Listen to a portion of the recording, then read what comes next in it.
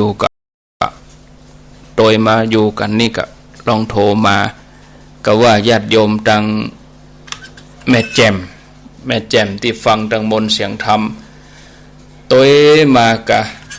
ฟังกันอยู่นี่กะโทรมาแจ้งผลการรับฟังโดยมาหากันนี่ก่อนโทรมาที่เบอร์4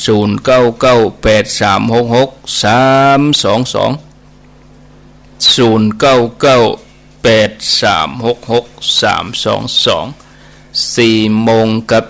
13 นาทีโทรมาสัก 3-4 ท่าน 3-4 สายแล้วก็ยังฮู้ว่ามีคนฟังอยู่บ่ได้อู้คนเดียวบ่ได้นั่งอู้คนเดียวอู้ไปก็ยังมีคนฟังอยู่อีกก็จะได้นำเสนอต่อไปแต่ถ้าว่าอู้ไปก็มีไผฟังดักปิ้งก็บ่ฮู้จะอู้ไปยังหยังอู้แล้วมีคนฟังก็จบข่าวญาติโยมจะโทรเข้ามาก็ขอเจริญพรไผก็ได้ท่านไหนก็ได้ฟังอยู่ก็โทรมาฟังจากคลื่นในสถานีใดเบอร์0998366322แต่กี้ออกที่96นี่รู้กันเนาะศูนย์อันกันยังเป็นยังบ่ฮู้ศูนย์กันแต่นี่ก็แยกออกมาญาติโยมก็ดูตั้งฟังดีก็เดี๋ยวฟังกันไปเรื่อยๆรับสายเจริญพรจ้าไว้สายเจ้าท่านพระครูกดดักปิ้ง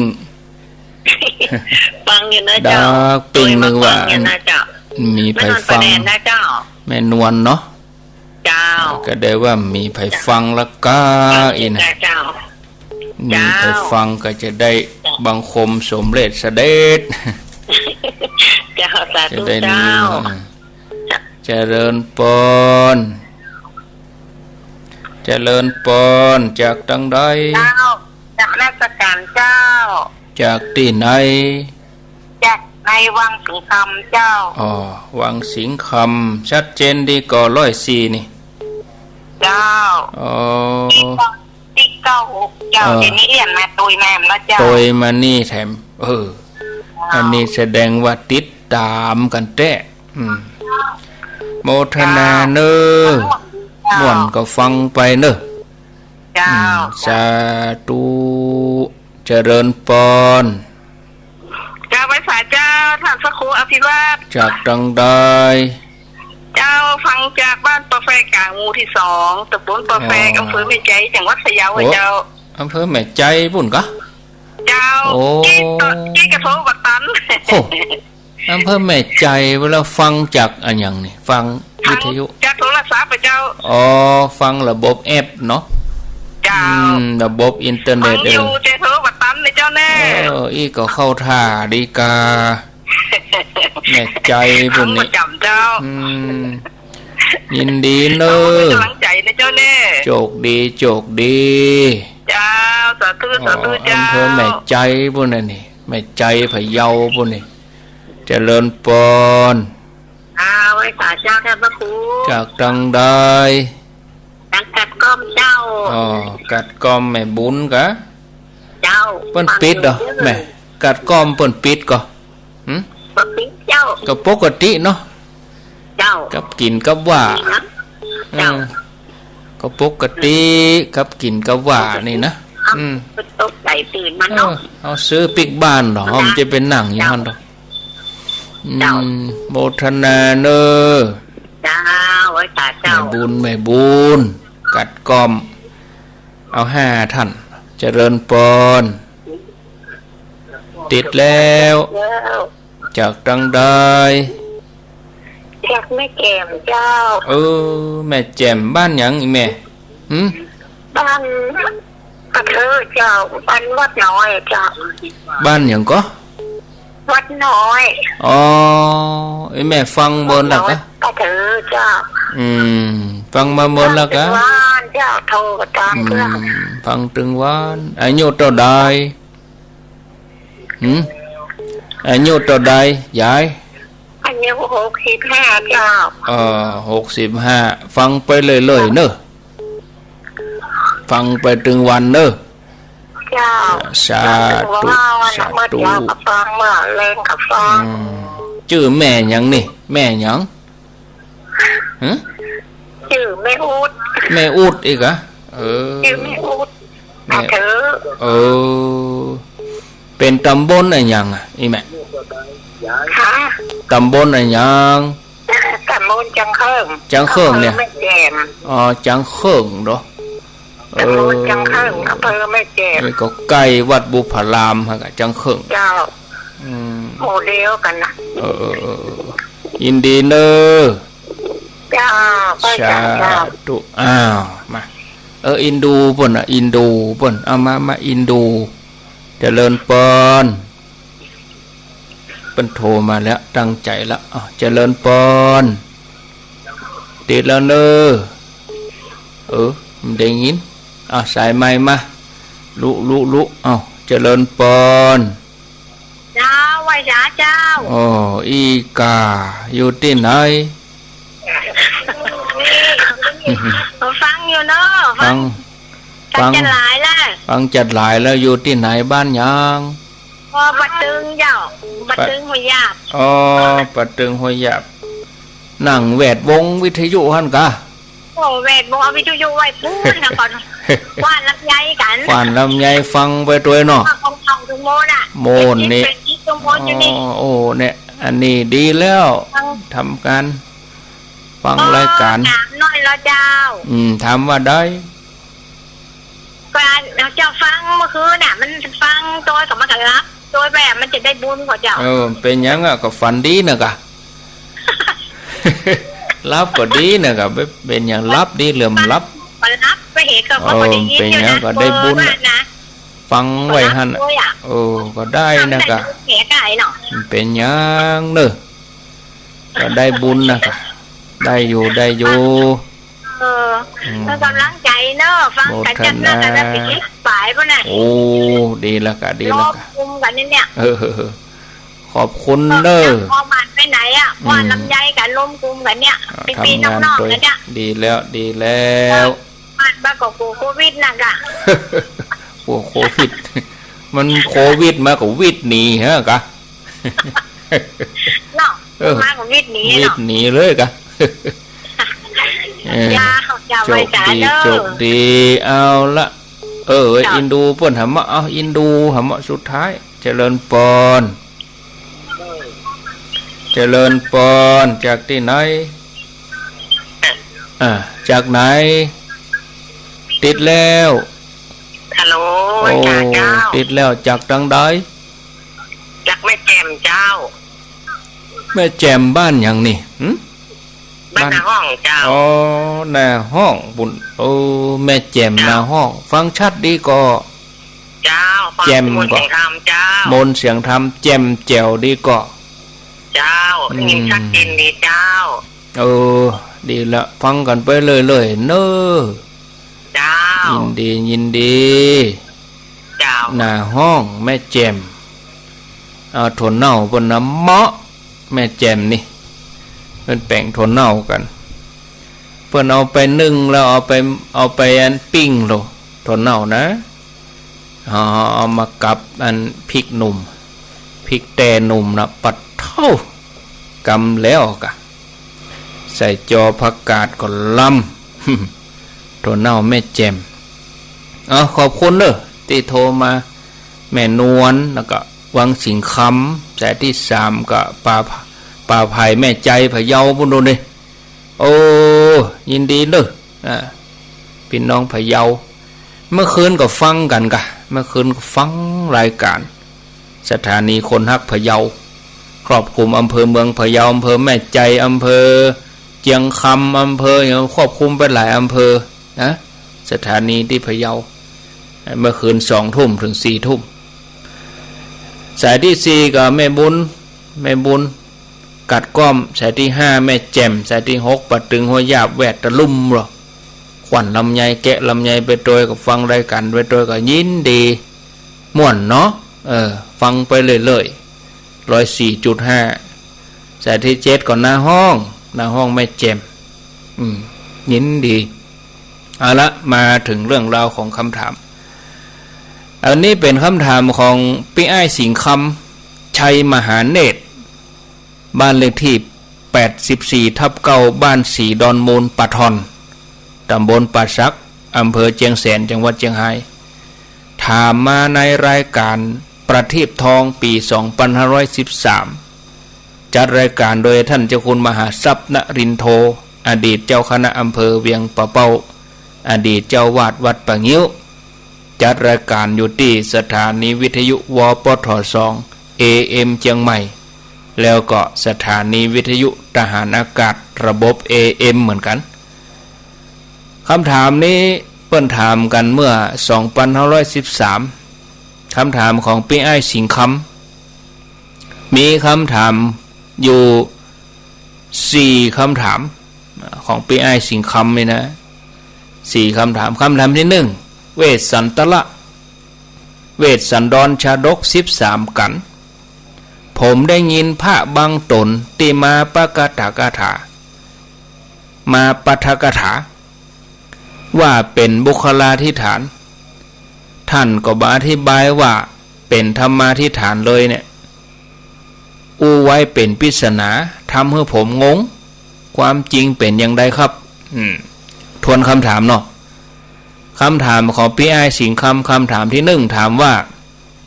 เวสสันดรชาดก13กันผมได้ยินพระบางรูปติมาปฐกถาท่านว่าเป็นบุคลาธิฐานท่านก็บ่ได้อธิบายเป็นธรรมาธิฐานเลยพูดไว้เป็นปริศนาทำให้ผมงงความจริงเป็นอย่างไรครับท่านเจ้าคุณมหาทรัพย์เปิ้นก็ตอบว่าความจริงก็เป็นบุคลาธิฐานอย่างที่พระเปิ้นว่าเพราะเรื่องเวสสันดรกล่าวถึงเรื่องของพุทธองค์ในอดีตพระองค์นำมาเล่าให้ฟังการเล่านิทานเก่าแก่ให้กันฟังแล้วมีหัวข้อทำแทรกนิดหน่อยอย่างนี้ฮ้องว่าบุคลาธิฐานยกเอาเรื่องบุคคลในอดีตมาเป็นที่ตั้งแล้วมาบรรยายธรรมประกอบส่วนธรรมาธิฐานนั้นบ่มีการยกนิทานมาเล่ามีแต่หัวข้อธรรมล้วนๆอย่างกับจิตมี89หรือว่าจิตมี121ดวงอกุศลจิต12อเหตุกะจิต18อย่างนี้เป็นต้นเจตสิก52มีอกุศลเจตสิก14ดวงอย่างนี้เป็นต้นพูดอย่างนี้ธรรมล้วนๆเป็นธรรมาธิฐานข้อที่2ผมขอโทษท่านมหาเป็นคนยอง 100% แม่นก็ครับถ้าแม่นท่านมหาคงได้อ่านปบธรรมเทศนาเขียนเป็นภาษาพื้นเมืองเรื่องตำนานพระเจ้าร้องไห้เกี่ยวกับเวนยสัตว์อันจะเกิดมีมากมายในอนาคตภายหน้าในศาสนาของพระองค์ว่าจะเกิดกลียุคเกิดเหตุร้ายต่างๆเมื่อพระองค์ทรงหันเหตุการณ์อันไกลอย่างเนี้ยก็เลยร้องไห้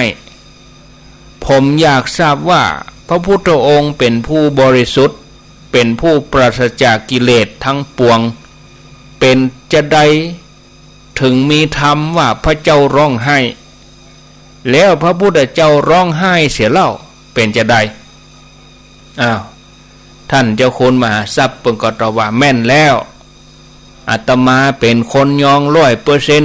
100% ตำนานพระเจ้าร้องไห้บ่เคยได้เห็นถึงมีก็เป็นเรื่องที่แต่งขึ้นมาเมื่อรุ่นแล้วอาจจะแต่งขึ้นมาโดยอรรถกถานักปราชญ์แต่งมาโดยที่บ่ฮู้หลักความจริงเป็นแต่อ่านหนังสือออกเขียนได้แล้วก็แต่งขึ้นมาต่ออันพุทธองค์ทรงเป็นผู้หมดกิเลสตัณหาแล้วโดยเฉพาะโทสะจริต2ดวงบ่ได้เกิดแก่พระองค์นี่ตั้งแต่มรรคจิตเกิดพระองค์จะร้องไห้ได้อย่างไรเพราะคนที่ร้องไห้ ต้องร้องไห้ด้วยจิตที่เป็นโทสะ2 ดวงต้องอันจิตดวงอื่นๆบ่สามารถจะทำให้ร้องไห้ได้ถึงไผว่าก่ออู้ผิดฉะนั้นถึงตำนานมีไว้จะเชื่อถือเป็นลักจริงจังก็บ่ได้เพราะผิดลักความจริงถือเป็นเรื่องบุคคลนั้นติดแต่งขึ้นมาตามอารมณ์ของเขาก็แล้วกันอันนี้คำถามที่2จันดักละบ่ตะกี้จันห้องสตา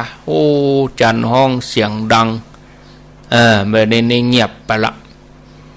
คำถามที่3ถามว่าผมได้ยินผู้ฮู้ตั้งหลายกันว่าสวรรค์มีในอกหม้อหนหกมีในใจหม้อไฟแดงอยู่ที่ปากตุกหยากอยู่ที่ท้องซึ่งหมายความว่านรกสวรรค์เป็นบุคลิกฐานเท่านั้นผมอยากทราบว่าในหนังสือพุทธประวัติตอนที่พระเจ้าเสด็จไปโปรดพุทธมารดาบนสวรรค์จันดาวดึงส์ในพรรษาที่7พุทธองค์จำพรรษาในเมืองไหนมันยังได้กันแน่ครับผมว่าคัดแย้งกันนะคัดแย้งคำว่าสวรรค์มีในอกนะขอท่านมหาช่วยตอบคำเตอะท่านเจ้าคุณมหาทรัพย์นรินทร์โทเพิ่นก็ตอบว่าการยังบ่ใจบุคลาธิฐานเป็นธรรมาธิฐานโดยตรงเพราะบ่ถึงบุคคลอันยังก็อยู่ที่ใจใจเป็นบุคคลได้อย่างใดใจเป็นน้ำก็คือจิตน้ำก็คือจิตเป็นธรรมาธิฐานดังที่มาแล้วเรื่องพุทธประวัตินั้นเป็นบุคลาธิฐาน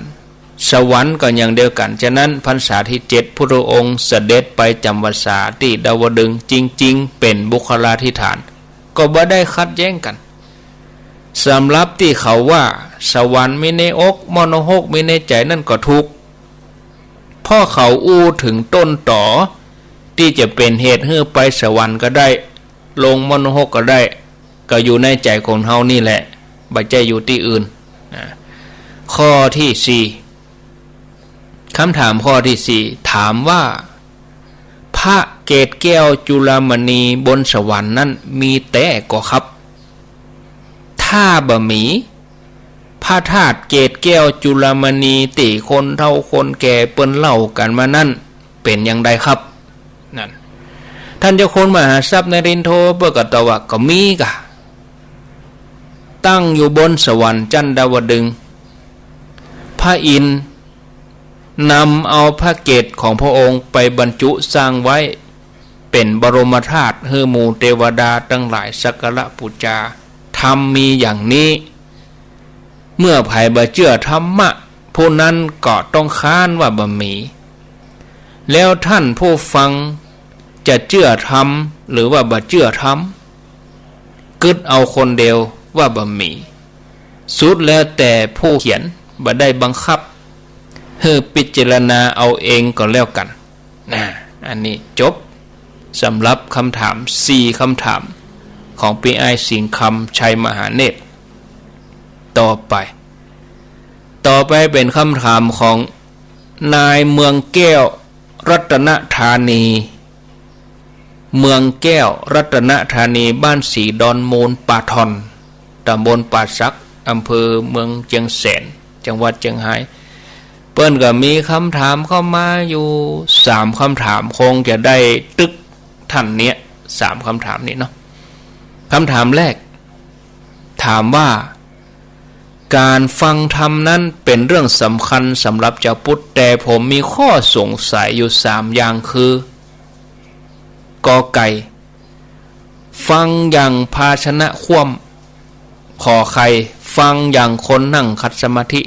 คอควายฟังอย่างภาชนะหงาย3อย่างนี้หมายความว่าอย่างใดครับ3อย่างนั้นคืออย่าง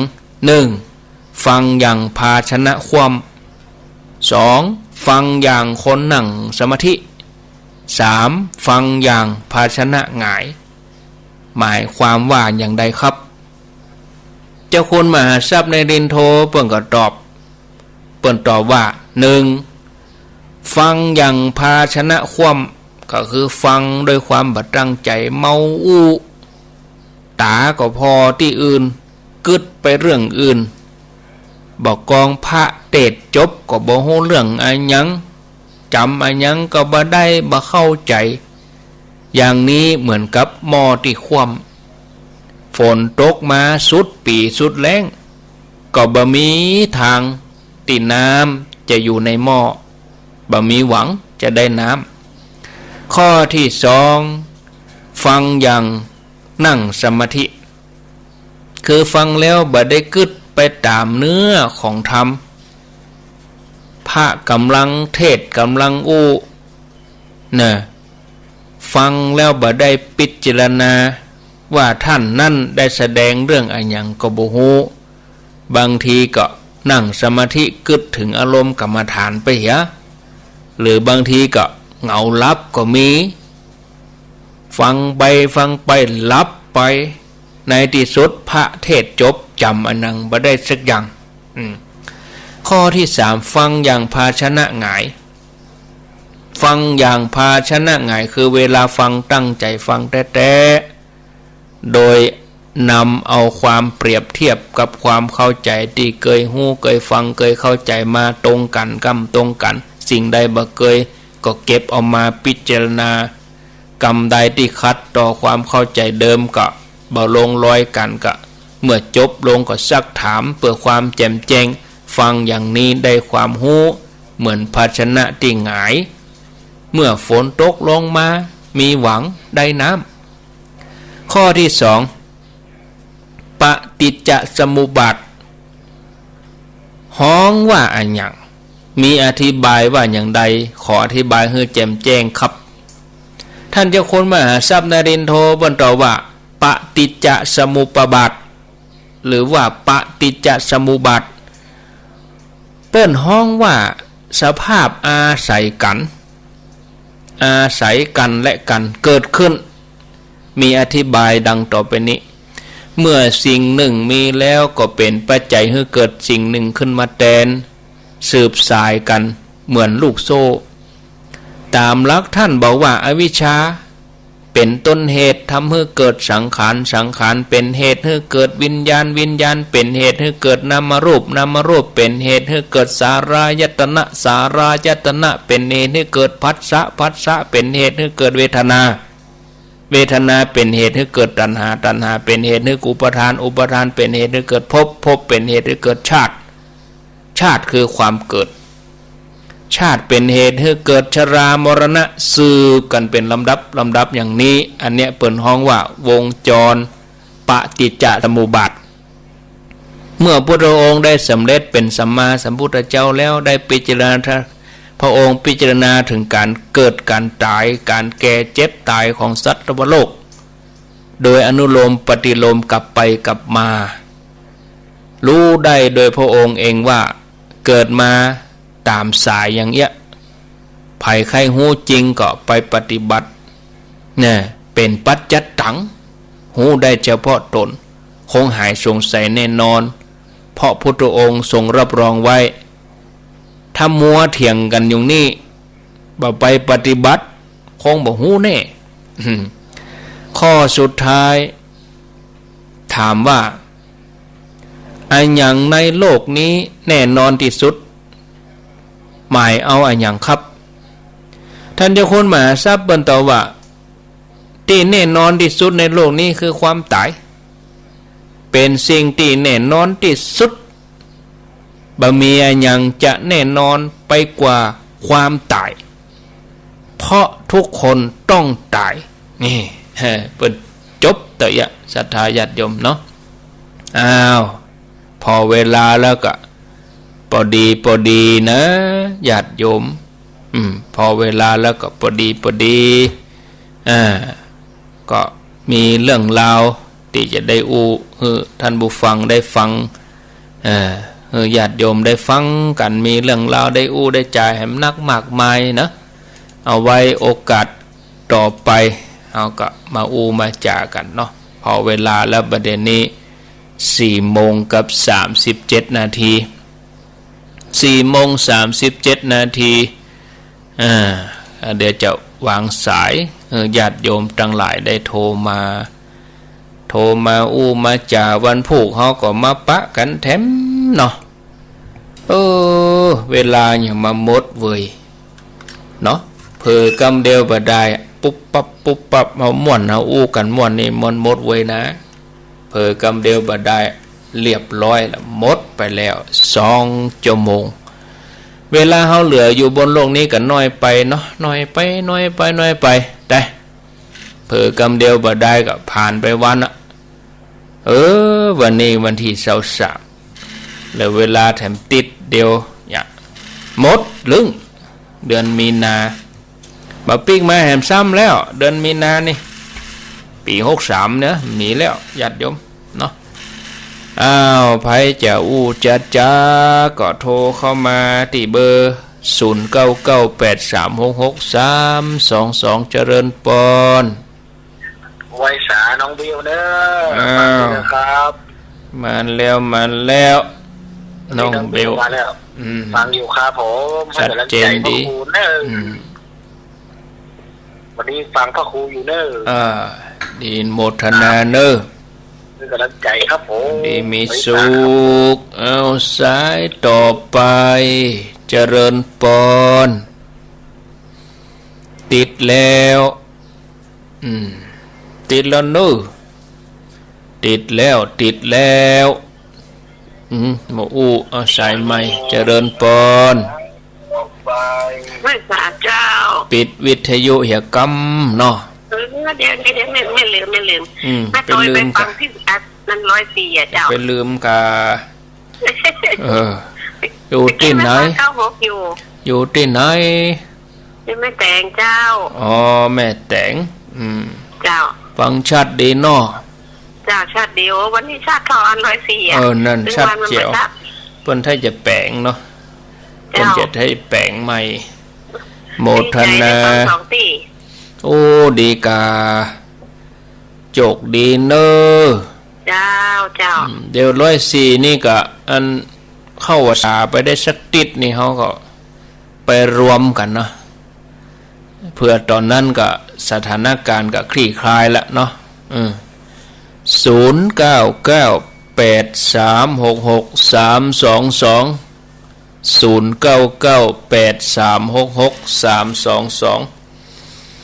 0998366322รับสายเจริญปอนจากที่ไหนจากไหนดีเนาะไหนฮะแม่4,000กะเจ้า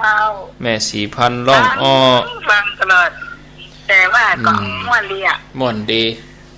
พัชนาที่3มียอดนะคะเนาะแบบติ่งหายนี่นะฟังม่วนดีฟังแล้วก็ต้องคิดเลยนะม่วนฟังไปม่วนก็ฟังไปไหนก็ได้ร้อนมึงจะไปไหนเนี่ยอย่าไปเหนื่อยแม่เนาะอยู่กับวิทยุนี่กินยังกินยังซื้อมาเฮ้ยคะแนนซื้อทานเฮ้ยแม่เตอะอีกอะเขาก็ตึงซื้อมาให้กันเรามีเมื่อมีของแห้งของแต่ทำเองทุกมื้อทำคนเดียวนะมั่นใจดิกลางคนเดียวมั่นใจดิเนาะทำเองเนี่ยสบายใจดีให้ล้างมือก็ไปล้างมือให้แต่ว่าอยู่ในห้องนี้อยู่ในห้องน่ะมันแม่ไม่ได้อยู่นอกนะเพราะว่ามันมีแผลนะลูกก็ไปน้องนอกเสียคนเดียว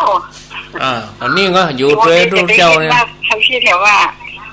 ทุกอย่างไปตามธรรมชาติแน่นอนนี่บ้าไปเลยแม่ไม่ใช่ไม่ได้คิดนักกับบ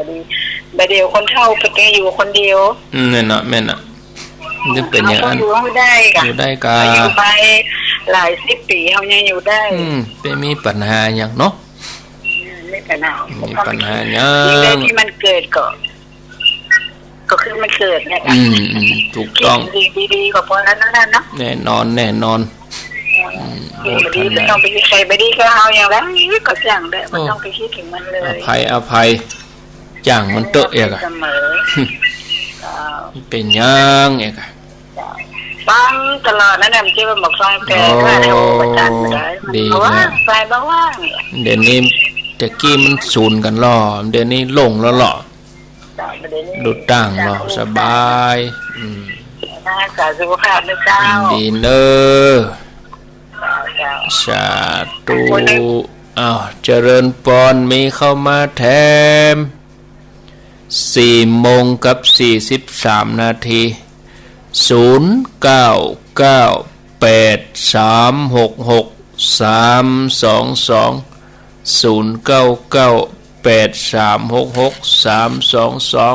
พ่องก็ส่งข้อความมาพ่องก็โทรบัตรันกับพิมพ์ตั้งไลน์อนุโมทนา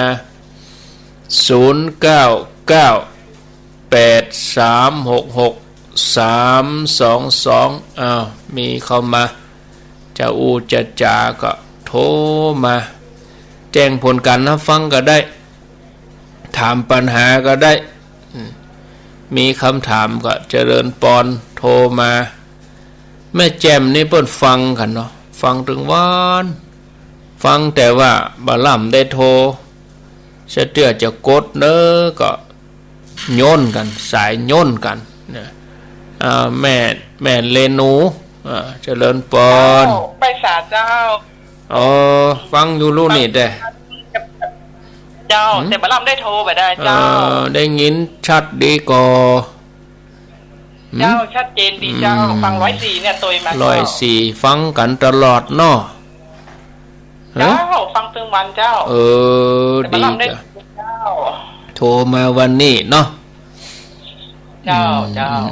ยินดีเข้าภาษาจะไปที่ฝ่ายหินนะเจ้าเนาะเอาเข้าไปด้วยนะเอาทำกับเข้ากับป่าไปด้วยเข้าภาษาได้สักติดอีนะเนาะโมทนาสาธุอาตมาก็เกียมเมนูไว้แล้วลูกเกียมเมนูไว้แล้วอยู่ดีมีสุขวางสายหือกรรมสายใหม่มา0998366322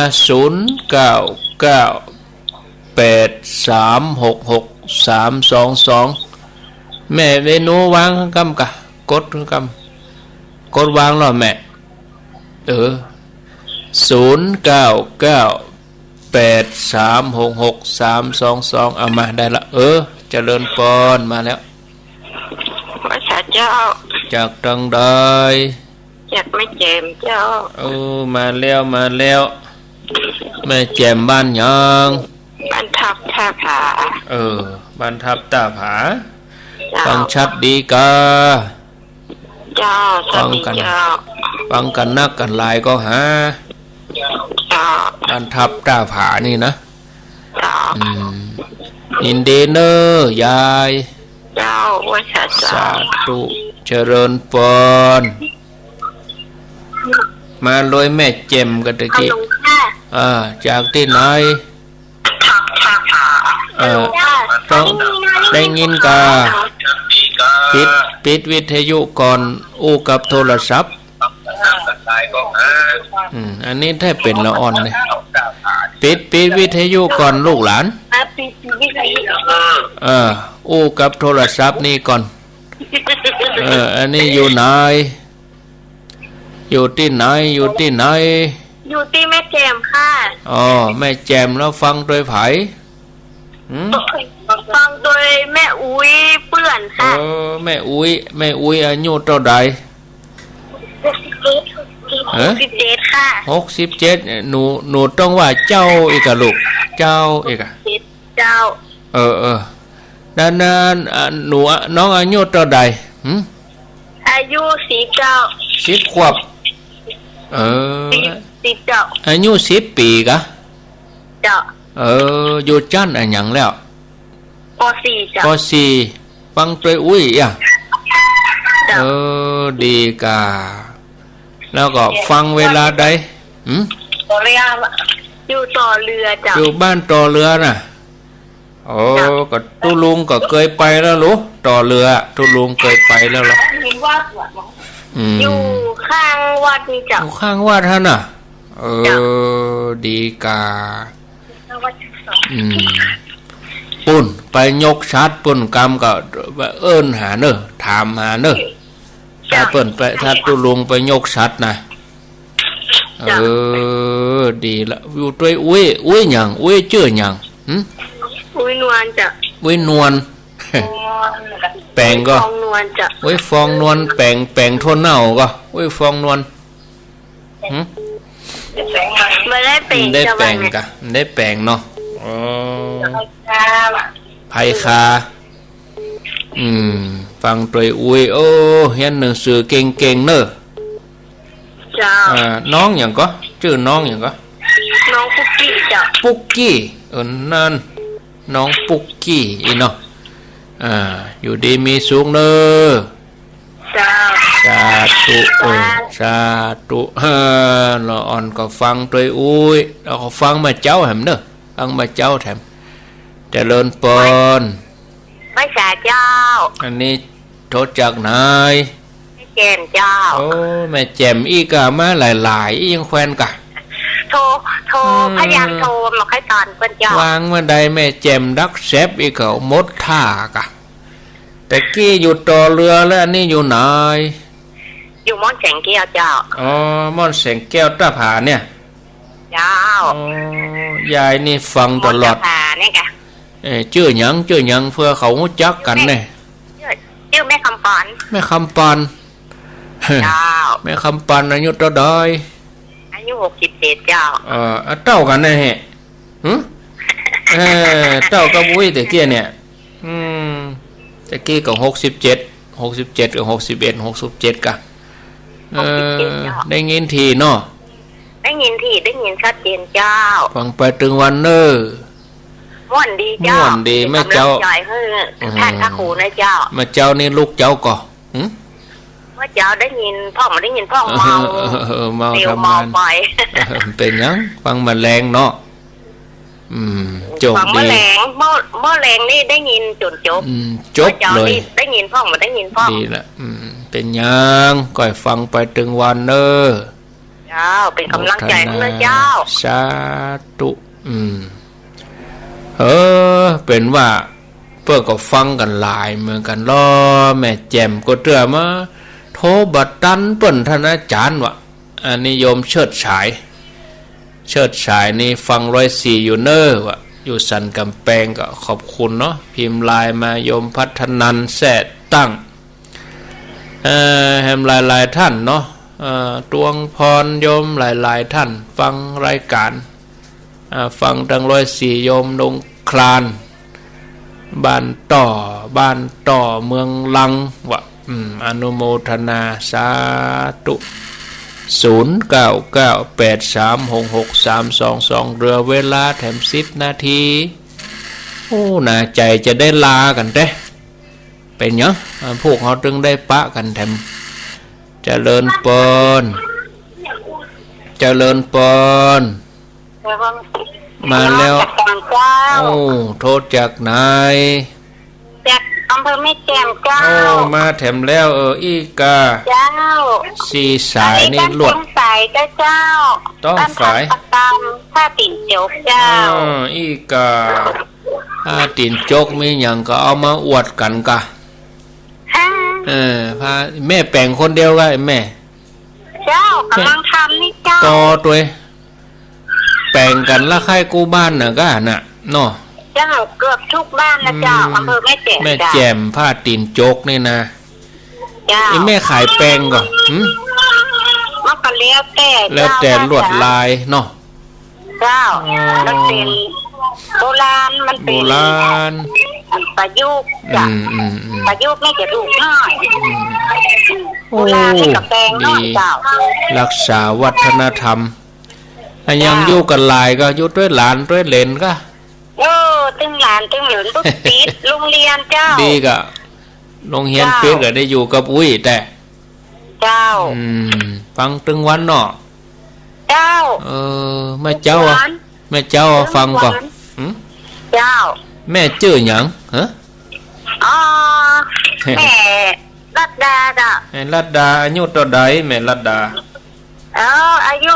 58เจ้าโอ้58อยู่เหรอเจ้าเด็ดติเปิ้นโทรมาแต่กี้นี่ฮู้จักกันพร้อมก่อนนี่ฮู้จักเจ้าบ้านตับอย่างเคยไปอันหล่อเตียนตัวกลางนะเจ้าบ้านตับหม่อนแสงแก้วอีนะบ้านห้อยตองฝ่ายนี่เป็นบ้านเดียวกันเจ้าอีก็อยู่ใกล้กันท่านนั้นก่อนเจ้าหม่อนแสงแก้วต่อเฮืออย่านะเจ้าฮู้จักกันเจ้าเคยไปตานเตียนแล้วกะเจ้าไปหล่อเตียนไปอันตานเตียนไปโดยอันป้าจ๋านะคะปีหน้าเดือนหน้านี่เขาไปแถมเนาะเจ้าม่วนเนาะม่วนดีวัดล้านนาแม่ก่อเจ้าวัดล้านนานี่กะเจ้ามันแน่ดีไปดีปีเนาะพระอาจารย์เนาะก็เพื่อหั่นก็ดีแล้วกันแม่ก็หายแล้วกันเนาะเป็นหยังเพื่อหั่นก็ดีแล้วเจ้าโมทนาสาธุโทรมาโอ้ยินดีพี่น้องแม่แจ่มเจริญปอนเจ้าจากทางใดโทษจากไหนก็ไม่เจ็บมดเลยเจ้าไม่เจ็บจะร้อนนะฮะขอปัดเป่าโรคโควิดนี่พงเด้อปัดเป่าคือมาลายหายไปกะเจ้าแล้วอันนี้อยู่ที่ไหนไม่เจ็บนี่เจ้าแม่แจ่มนะเจ้าบ้านหยังบ้านประเดชเจ้าประเดชโอ้หมีบ้านเฮาเนี่ยบ้านเฮาหมีนักจะไปกังวลมั้งกะอยู่ปกติเนอะเขากลัวกันโอ้อย่าไปกลัวกะเจ้าเฮาจะได้ไปเอี่ยวอย่างในหัวในเวียงเชียงใหม่ถ้าลูกหลานปิ๊กมากะเก็บตัวกักตัวให้ก็บ่มีปัญหาหยังอ้อจะไปกลัวมันขอพรจากท่านแล้วก็ไหว้สาธุเจ้า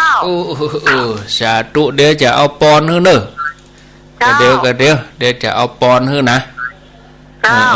สาธุ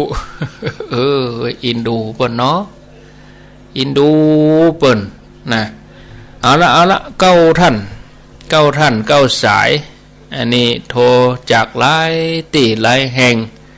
ก็เด็กกับปัดเป่าเฮอะสวดมนต์ตัวเนอะสวดตัวกะ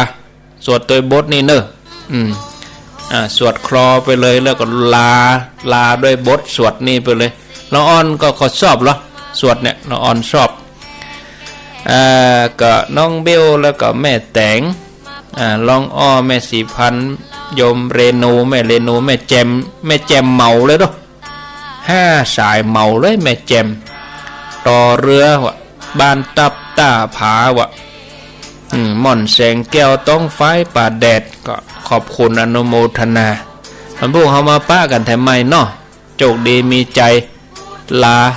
ห้างเวลาไว้5 นาทีกะสวดมนต์บทนี้ด้วยกันเลยอายุวันโน